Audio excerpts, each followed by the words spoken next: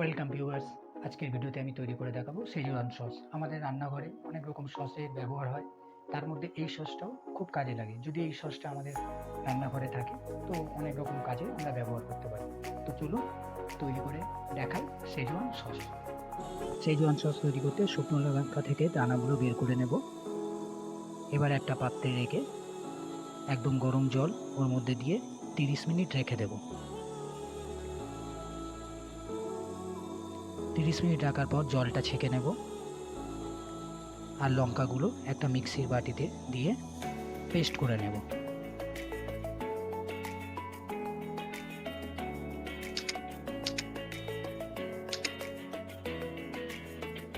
এবার আলাদা একটা পাত্রে সিসাম অয়েল, আদা, রসুন আর দেবো পেঁয়াজ কুচি,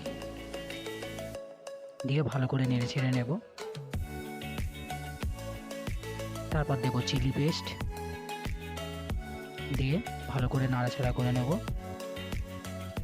এরপর দেবো নুন, গোলমরিচ গুঁড়ো, অল্প জল, সোয়া sauce, rice vinegar, tomato ketchup, brown sugar দিয়ে ভালো করে আবার নেড়ে ছেড়ে নেব।